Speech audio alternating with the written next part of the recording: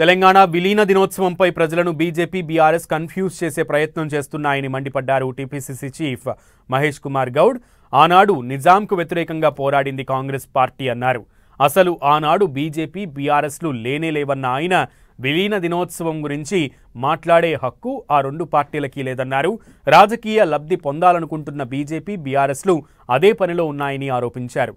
BJP బీఆర్ఎస్లు ఎన్ని కుయుక్తులు పన్నిన విలీన దినోత్సవాన్ని ఘనంగా నిర్వహిస్తామన్నారు. పబ్లిక్ గార్డెన్లో జాతీయ పతాకాన్ని సీఎం ఆవిష్కరిస్తారని తెలిపారు.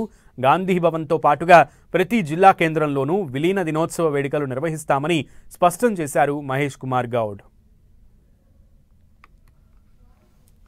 దశాబ్దాలుగా ఈ విలీన దినోత్సవం జరుపుకుంటా ఉంది. అదేవిధంగా జిల్లా హెడ్ క్వార్టర్లో తెలంగాణ విలీన దినోత్సవం జరుపుకుంటా ఉన్నాం. బీజేపీ వారు ఇవాళ విమోచన దినమని ప్రజల్ని కన్ఫ్యూజ్ చేసే ప్రయత్నం చేస్తా ఉన్నారు. వాస్తవానికి నిజాంకు వ్యతిరేకంగా పోరాడింది ఆనాడు రామానంద తీర్థ ఆధ్వర్యంలో కాంగ్రెస్ పార్టీ, దాంతోపాటు కమ్యూనిస్టులు.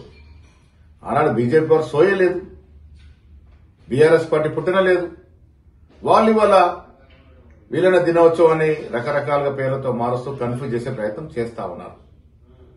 విలీనం కూడా ప్రధానమంత్రి నెహ్రూ ప్రోద్బలంతో సర్దార్ వల్లభాయ్ పటేల్ గారు ఆపరేషన్ పోలో నిర్వహించి ఈ విలీనోత్సవ కార్యక్రమానికి శ్రీకారం చుట్టారు.